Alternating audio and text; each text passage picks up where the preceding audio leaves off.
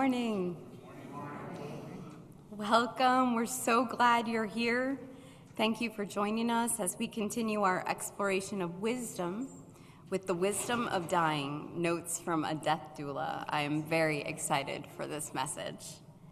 If you are a newcomer this morning, we'd like to extend a special welcome to you. We're so glad you're here. If you'd like to know about what's going on at the fellowship 7 days a week, and there's so much, please give us your email address. And if you're here at the fellowship, you can fill out the blue welcome card and leave it on your chair or give it to a greeter. If you're online, go to the link in the chat to fill out our welcome card. Current members can also use the card to update their information too, so keep in touch. And we hope you'll stay here for coffee and conversation after our service so we can get to know each other a little better. And you can stay online to chat on Zoom. Well, it's the fourth Sunday of the month, so time for our committee spotlight. And today I invite Elena to tell us more about the music committee.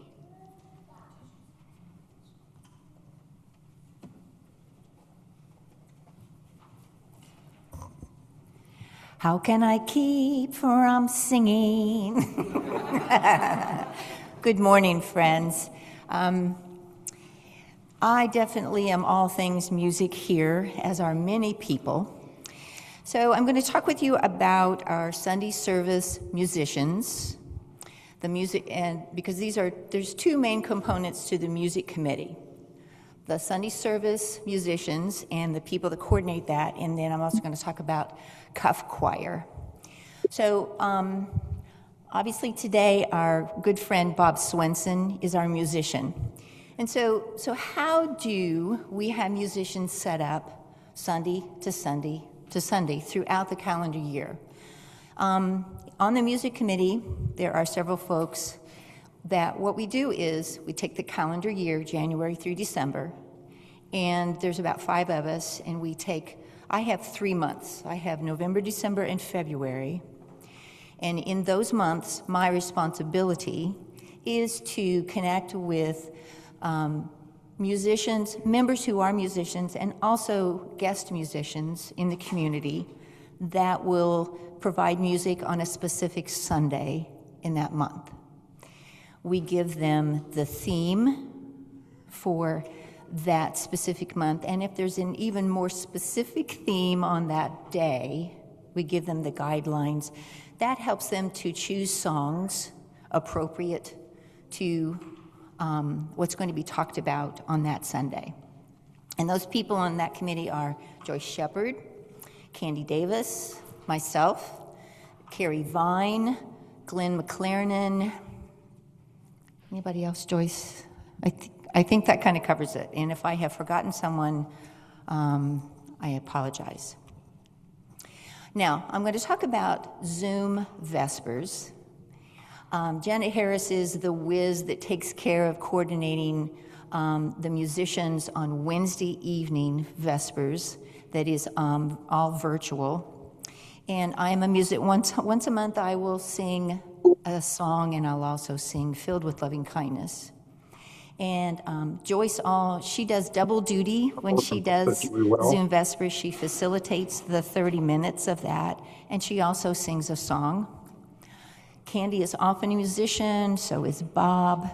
So those are the two places in our gatherings, in person and virtually, where there are musicians. So now, cuff choir. I became the choir director a year ago. We had a person that was hired who had been with us for a couple of years, and when they left, I was like, okay, we can do this we can do this co-leading, we can do this in a very democratic process. And I quietly kind of took the leadership on that, and we tried that. And then, unbeknownst to me, several people went to the board and said, would you please hire Elena as the choir director? And I had no idea how much I would absolutely love the responsibility of being a choir director. It's like I've been preparing for it my whole life. I do a lot of therapeutic things. We focus on breath. We help to clear away the things that we've done that day to get us here, to get our vagus nerve reset. And there's a lot of play. We do lots of playful things that are about voice. I weave in music theory. People do not have to read music. I have people that have never been in a choir before, and now they are. And I have many people that will say to me, I don't know how to sing. I can't read music. That is not necessary. What I have found with our current voices, we're in a rich mezzo, that middle, just above alto in that soprano 2 range, and we find beautiful sound with a cappella things. And because I also accompany the choir, I selfishly had people to gather around the piano because I just can't stand up and accompany and direct with one arm and play the piano. So if you have wondered if you would like to join choir, please come and visit us. Come and see what we are like. We openly welcome anybody. There is no judgment. We are like a covenant group. We check in with each other. So our rehearsals are Thursdays, the 1st, 3rd, and 4th, and often the 5th if there is a 5th Thursday. Those Thursdays in the month, 5:30 to 6:30. So come make a joyful noise with us.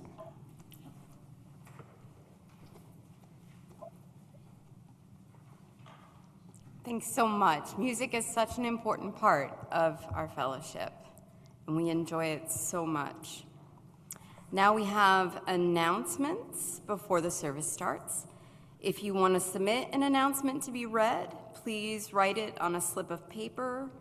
They're in the basket in the back row, and you can bring it up or raise your hand. You may also raise your hand if you need us to come to you for an announcement with the microphone.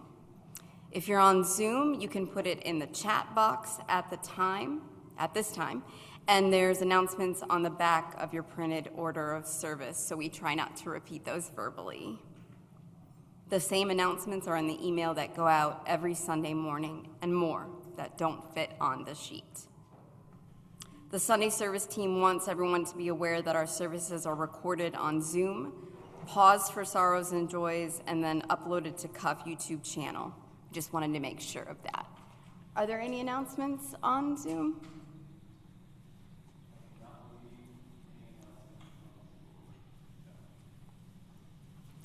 And anyone in the house? Okay. I just wanted to mention that the Unitarian Universalist Association does have disaster relief fund, and I believe that they are currently directing some of that to Gary, Indiana, which is suffering from disaster and needs disaster relief right now. So I don't have a link for that, but I do know that the Unitarian Universalist Association as a whole has a whole fund, and I wanted to draw your attention to that at this time. With no other announcements, let's center ourselves with the music of our prelude, Prairie Spring.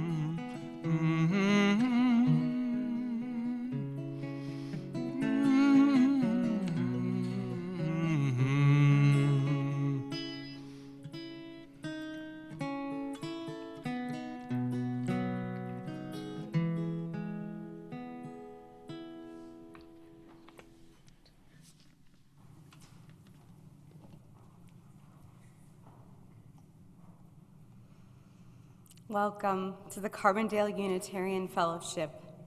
We're located on the traditional lands of the first peoples of present-day Southern Illinois, one of which is the Cahokia. We acknowledge that we are merely the current caretakers.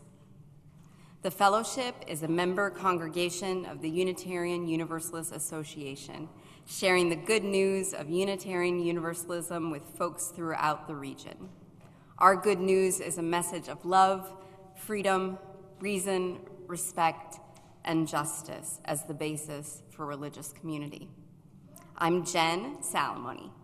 My pronouns are she and her, and I'm a member of Sunday Services team, the welcoming congregation. I love being in the choir. And this morning, I'm your Sunday service facilitator.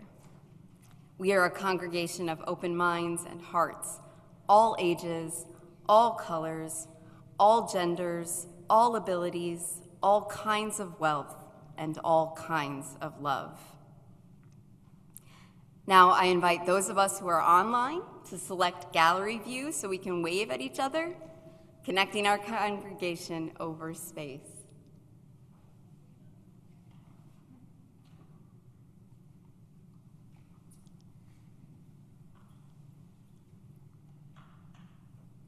For our child sliding today, I will read The Light for Everyone Who Comes into the World by Elizabeth M. Strong. Reverently, I offer this symbol of our hope and high intent. Reverently, I bequeath this flame to you. This is the light that is lit for everyone who comes into the world. Bear this light to others one by one. Let the flame go from life till all is lit with its warmth. Tell that the light means wisdom. Tell that the light means kindness. Tell that the light means understanding. Tell that the light means tolerance. Tell that the light means sacrifice. Tell that the light is a vision of a fairer world. Tell that this is the light that is lit for everyone who comes into the world.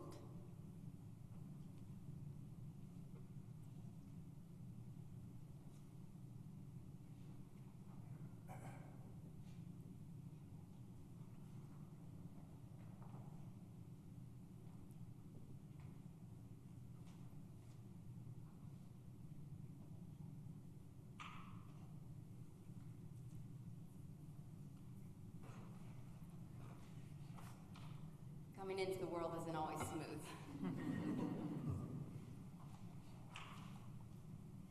This morning, we're going to have a time for all ages, so we invite children, youth, and the young at heart to come forward. People of all ages are important here. I'm going to show, I didn't do the pebble, I'm sorry. Sarah slowly went to the bowl and dropped in a pebble with intention. It rippled out beyond our knowing, and I talked right over it. But all are invited to do the same here at the fellowship or at home to mark a joy, sorrow, or any other feeling you have during the musical parts of the service. Look, I just gave time for people to come in. It's going to be on the screen, so you can sit on the floor. There's chairs up there. There's pillows in the back if you need to be comfy on the floor. You all, I cannot sit on the floor, so I'm going to read to you from this baby book, and you're going to look at the pictures on the screen, okay? And we're going to share a beautiful fable called Water Bugs and Dragonflies.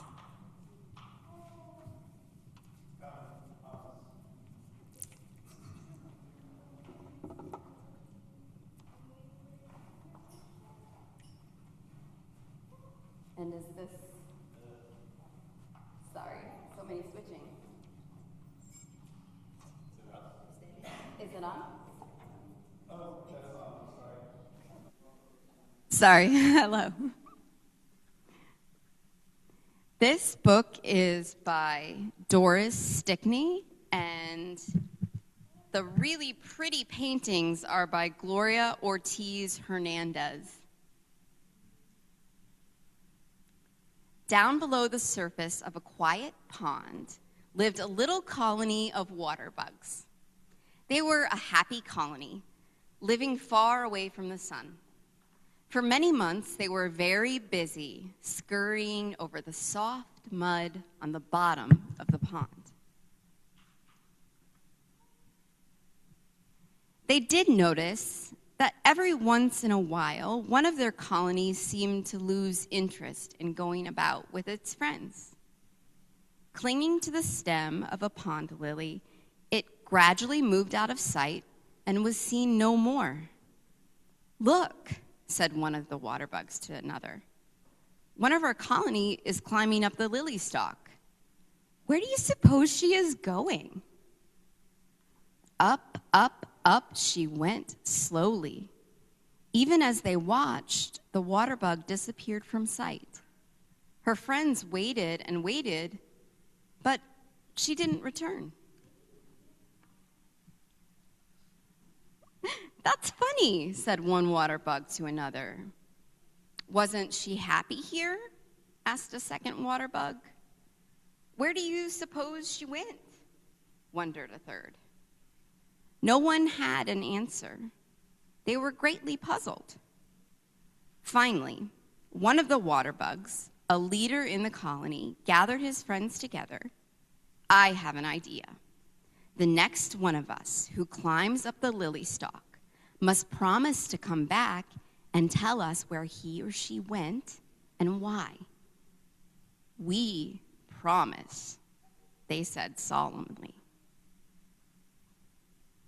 One spring day, not long after, the very water bug who had suggested the plan found himself climbing up the lily stalk.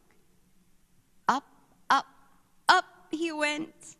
Before he knew what was happening, he had broken through the surface of the water and fallen onto the broad green lily pad above.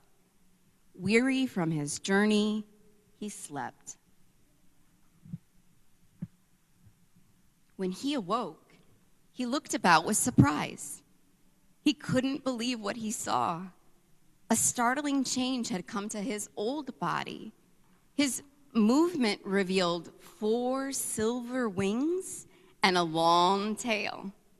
Even as he struggled, he felt an impulse to move his wings. The warmth of the sun soon dried the moisture from the new body. He moved his wings again and suddenly found himself up above the water. He had become a dragonfly. Swooping and dipping in great curves, he flew through the air. He felt exhilarated in the new atmosphere. By and by, the new dragonfly lighted happily on a lily pad to rest. Then it was that he chanced to look below to the bottom of the pond. Why, he was right above his old friends, the water bugs. There they were, scurrying about just as he had been doing some time before. Then the dragonfly remembered the promise. The next one of us who climbs up the lily stalk will come back and tell where he or she went and why.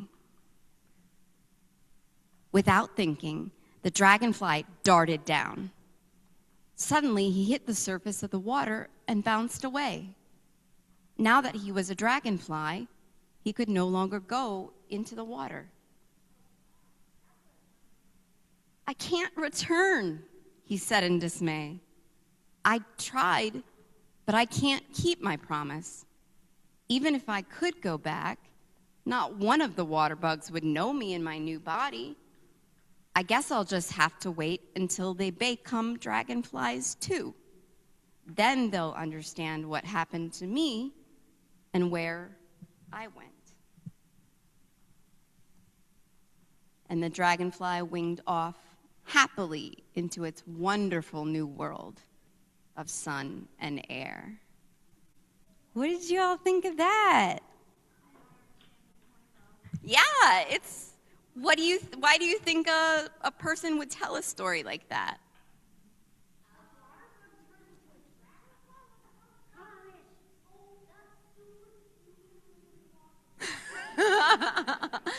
But do you know that baby dragonflies look just like water bugs when they're little and they are under the water? And that's how they do transform, really, just like that.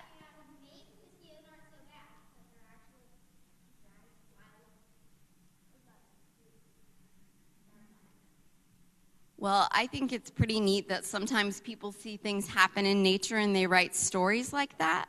And maybe we can think about what that story means. I'm so glad that you sat and listened with me, and now we're all going to sing our youth to their religious education classrooms. I think we have the words on the screen.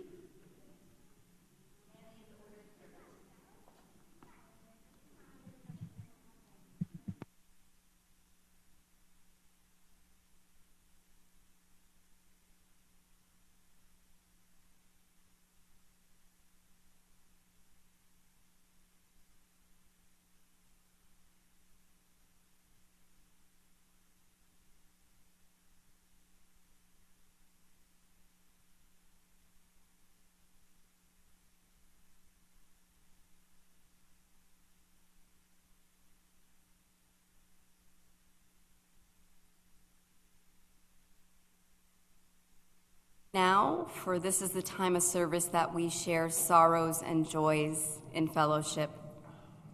We are asking folks to keep their sharing brief, so we allow time for everyone who wants to share. But this is the time for personal milestones of emotional and spiritual significance. Some of us come today with heavy hearts, and we open.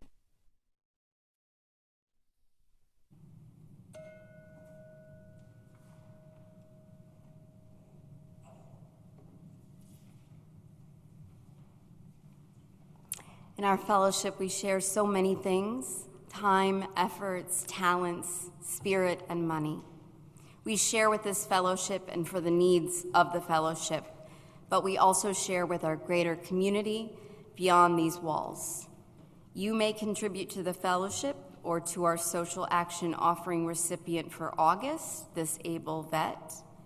More information is on the back of your order of service, in this morning's email, and the weekly bulletin. Checks should be made payable to CUF, and you can also donate online via PayPal. The link is in the chat and in your order of service. You can use the check memo area or the note area in PayPal if you wish to specify the contribution to Disable Vet. Also, remember that your spare change does make a difference. All the coins that we collect during the offering are sent to the UUA Annual Program Fund, which provides important resources to congregations like ours. Please join me in our unison offering reading. Words are in your order of service and on the screen. And then we will have our offertory song, Come Fare Away With Me.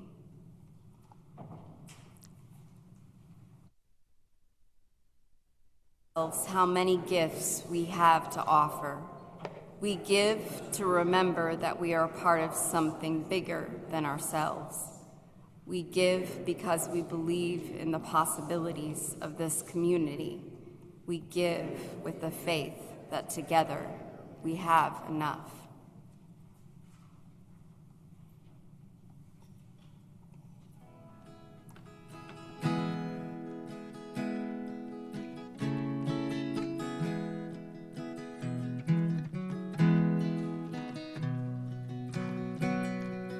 Bright is the morning and brisk is the weather. Steady is the wind over the sweet singing sea.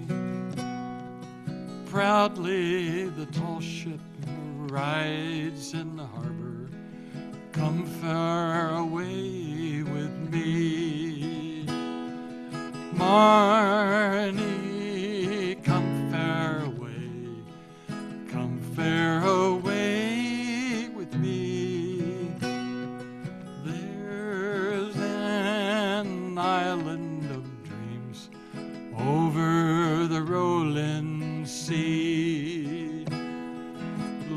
on your stout shoes, a good Highland leather. Bring your warm shawl, cup for your tea. We'll start a new life, we'll build it together. Come far away with me, Marnie. Come far away, come far away with me. There's an island of dreams over the rolling sea.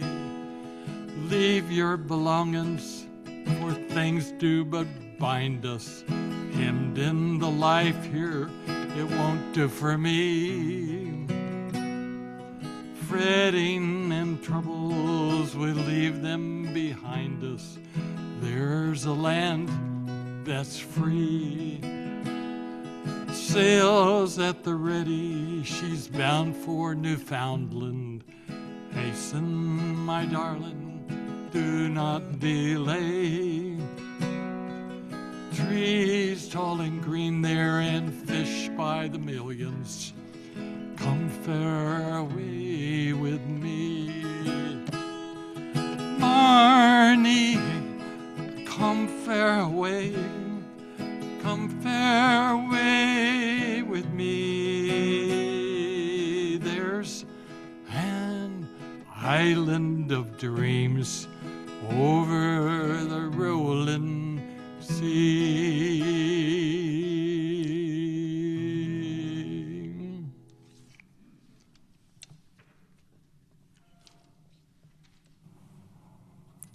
Thank you, Bob. Now we've reached the message. I wanted to introduce our speaker, Erin Darnell. She was born and raised in this area, Carbondale, Macanda, and she has 25 years of experience working with individuals going through the most challenging transitions in their lives. She's worked in hospice, she's worked in grief groups, nursing homes, and she's had private clients in which she's done death accompaniment. She is currently working as a crisis counselor at the Survivor Empowerment Center. Plug for that place, please. And she finds true purpose and meaning from bringing healing to her community. I felt that from her immediately, and I wanted to invite her to share her message with us. I knew I wanted to hear it, and I thought you all would as well. So please welcome Erin to talk to us about the notes she's learned from being a death doula. Well, thank you, Jen, for inviting me to speak here. I'm really honored to be here. I love, like she said, I find purpose in bringing healing and sharing resources with community. That's very important to me. Two questions that people have right off the bat that I hear often are, what is a death doula and how did you get into this work? So a death doula is very similar to a birth doula. Birth doula supports the person giving birth. They support the birthing process, the environment in which it takes place. Death doula does the same thing. So they support end-of-life care in a variety of ways that I will get into in a little bit. And then to go into the second part, how did I get into this work? So going back a little bit, as soon as I graduated college, I got into crisis counseling, legal advocacy, medical advocacy work. I felt very called to do that work. I did that work for 5 years and then had a baby and moved to Springfield, Illinois. And with that transition, I felt called to get into more of massage therapy, body work, healing. So I went to a practitioner of healing arts program and started doing that work. And I had a friend in Springfield at the time who worked in hospice. That was back when hospitals had hospice within the hospital. and she did massage therapy for the patients and family members, and she was getting ready to move on. And she asked me if I would like to take that position. And at that time, I did not have any experience working with people who were dying. I had no experience working within a hospital program like that, but I felt called to do it. I wanted to do it. And I went into it with a lot of fear. Because, you know, our society, we have fear around death. And at that time, there was no real mentor. You know, when you get a new job, you have like a hiring process, and this is how we do this job. There was no one to do that. So I felt like I was going into it a little blind. And right before I started that position, my grandma had died. And I had a dream about her, and she came to me in a dream, and we were in a hospital setting watching this person dying in the hospital, hooked up to different machines, and I was very scared and very afraid. And she came up to me and said, "This is not scary. I'm going to walk you through the death process and show you what it's like so that you won't be afraid and you can move forward and do this work that you're supposed to do." And she said, "The person who is dying, this looks scary. It's not scary. And what we're going to do, everything is going to go dark. We're going to see a light. And once we see the light, I'm going to take your hand and we're going to jump into the light." I was like, okay, you know, I trust Grandma. So that's what happened. And she said, "Okay, let's jump." And we jumped, and I woke up from that dream. And it clearly has stayed with me for 25 years, but that gave me the courage to move forward in spite of having fear. And I learned so much doing that work in the hospital that I carry with me. I graduated college with a degree in sociology, and so I was really interested, too, in just watching people and family members and significant others, how they grieved, how they showed up for the person who was dying, and it was all ends of the spectrum. So you had people that showed up for family members in full celebration. They brought food. There was music. They were laughing. They were telling stories. They would get into bed with the person who was dying. I mean, it was beautiful. I hadn't seen anything like that. I didn't know at that time death was something that could be celebrated. I also saw family members show up angry, yelling at each other, fighting, not paying attention to the person who was dying. I saw people who were alone and were scared that didn't have family members. And I was able to not only work with and provide massage therapy and some relief to the patients, the individuals who were dying, I also worked with family members. And there is crossover in crisis counseling, advocacy work, and death accompaniment. A lot of crossover in that it's not just the person who is dying that is on that journey. It's the family members, it's significant others. They experience vicarious trauma. They experience the vicarious grief of it. It's the same thing with counseling, crisis counseling. So something a death doula does as well is work with family members, because there is that vicarious grief happening. So that is how I started and got into death accompaniment, death doula work. I also was asked to go into nursing homes and be with people who were dying, whose family members, either they were working, they didn't have the time, or they lived out of state, and they wanted to make sure someone was there with their, mother, father, brother, whoever it was to them. I have also worked in grief groups for people who have lost someone. And again, that plays into showing up in a supportive role for the impacted individuals. So I've learned a tremendous amount through this work. I think the two main things I've learned and I have seen is that death work is life work. It's all connected. And we experience so many transitions in our lives, whether it's a move or a marriage, having children, graduating high school. All of these different things are transitions, and they mark an ending and a beginning. So we get all of these opportunities throughout our lives to practice showing up. How do we want to show up in these transition moments? How do we want to do that? Usually there's fear involved in transitions because as we're moving forward to the next thing, we have to leave some things behind. That was illustrated beautifully in the dragonfly waterbug stories, right? Like, I can't go back. Once I've done this thing, I can't go back. Once I become a parent, I can't be not a parent. All of these transitions.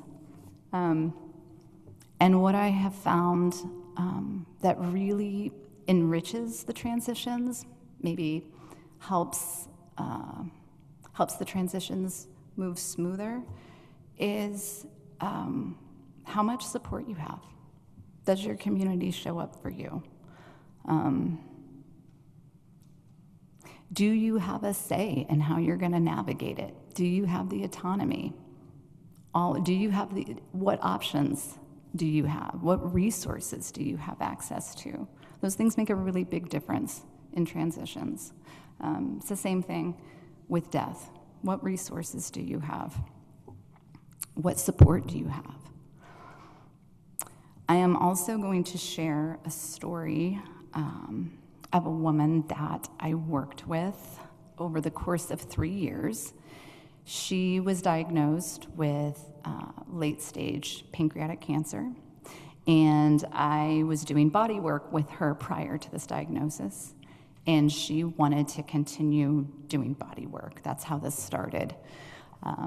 So we would do body work together. She found it was really, really helpful in relieving pain, helping with anxiety, all these different things. And as she progressed with the cancer, she was wanting more support, and she knew my background and experience. And at the time, I had also decided to further my education in death doula and death accompaniment work by taking a course on it. And so she asked, will you be more involved in this process with me? Will you be my death doula? Of course. And knowing that we would just work at it together, and I would show up for her as she needed me to. And as that progressed, that looked like different things. That looked like stepping in and helping her manage timeline things, such as like, okay, in this month, I want to have my finances figured out. I want to have my state figured out. I want to have whatever it was. So we sat together and we did that. She asked me to come to a funeral home with her to help make arrangements with her and to be there as support. We did that together. When it was time to bring hospice in, I was there with her to do that. And I was blessed and lucky enough to be with her as she was dying. The day before she died, I was with her and had a very beautiful moment with her. But she had family members that were out of state. She did have a sister that came in towards the end of her life, and that was really eye-opening too, because usually the family members are the ones that make arrangements, sit bedside vigil, all these things. And sometimes they get their grief process interrupted. That was something that I was like, oh wow, if I'm here helping in a way where I can show up compassionately, but I have some distance to where, this is not my family member, I can help them make arrangements, end-of-life care, without grieving. And then taking away, too, from the person who's dying, taking away from their journey, So it shows up as support for everyone involved, which is really important. It was really beautiful. And she had the setup when hospice came in. She had everything set up as she wanted to. We even had a conversation. She said, how is this, when you come in and you work on me and we do body work, what is that going to look like when I can no longer speak? And I said, well, it's going to look the same. I'm going to talk to you. You'll be able to hear me, and we'll do the same thing. It'll be the same process. And the last time I worked with her, that was where we were at. She was in active dying. She could not speak, and I remember doing the work and talking to her, and I was holding her hand, and I could see she had a tear that was coming out of her eye. But we had talked about that beforehand. And I think moving through the biggest transition, which is death, navigating that with fear involved too, but support, that teaches you how to go through life, how to go through transitions in life in spite of fear, and realizing that compassion, community, support makes all the difference. So those are the lessons I've learned. Thank you for listening to my stories. I am going to hang around afterwards, so if anyone has any questions about anything, thoughts, or want to just chat, I am available for that. So thank you.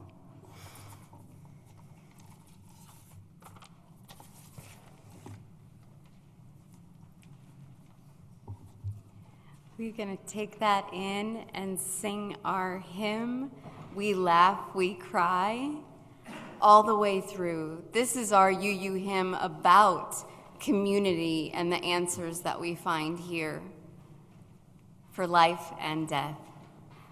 Elena will accompany us.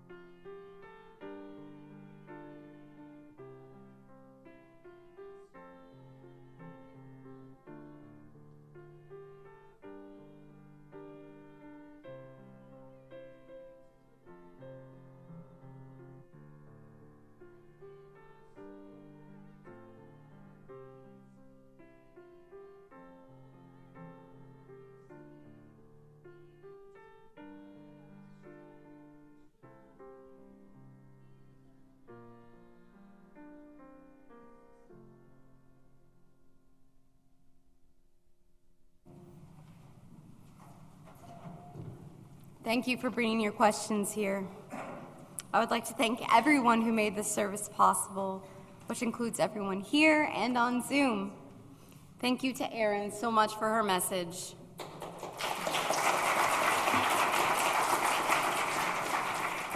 Thanks to Elena for telling us more about the music committee and how you can be involved and her accompaniment. Thanks to Bob Swenson for complimenting the service so well, and he will sing our postlude for us. Thanks to Bill AV. Thanks to Jerry and Linda for greeting all of you for being here, and thank you for letting me facilitate. So please enjoy Bob again as he plays our postlude, Last Chance Lullaby.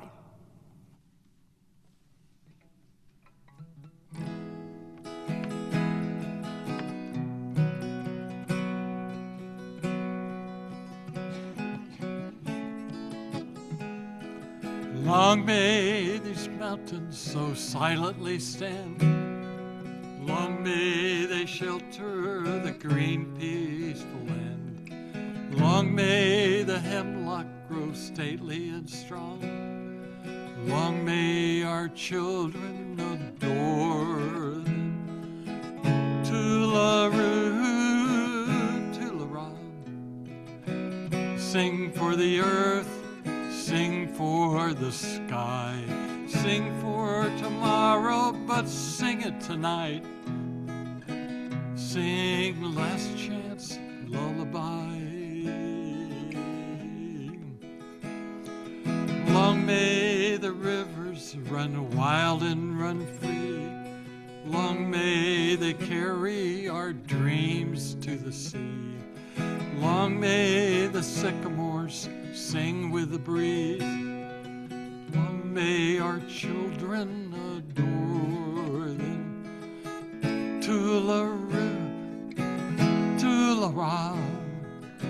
Sing for the earth and sing for the sky. Sing for tomorrow and sing it tonight. Sing last chance lullaby. Long may the howl of the wolf fill the air. Long may our home life be without care. Long may the earth feel the tread of the bear. Long may our children adore them. Tula-roo, tula-ra. Sing for the earth, sing for the sky. Sing for tomorrow, but sing it tonight. Sing last chance lullaby.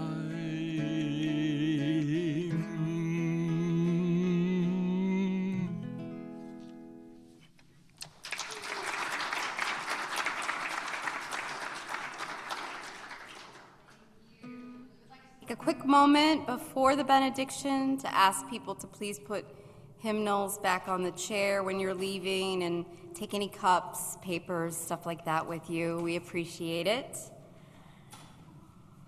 Please rise as you are willing and able for our benediction. It's Let Me Die Laughing by Mark D. Morrison Reed. You can hold hands or put your hands on your shoulders. We are all dying, our lives always moving toward completion. We need to learn to live with death and to understand that death is not the worst of all events. We need to not fear death, but life, empty lives, loveless lives, lives that do not build upon the gifts that each of us has been given, lives that are like living deaths, lives which we never take the time to savor and appreciate, lives in which we never pause to breathe deeply. What we need not to fear is not death, but squandering the lives we have been miraculously given. So let me die laughing, savoring one of life's crazy moments. Let me die holding the hand of one I love and recalling that I tried to love and was loved in return. Let me die remembering that life has been good and that I did what I could. But today, just remind me that I am dying so that I can live, savor, and love with all my heart. Amen, and blessed be.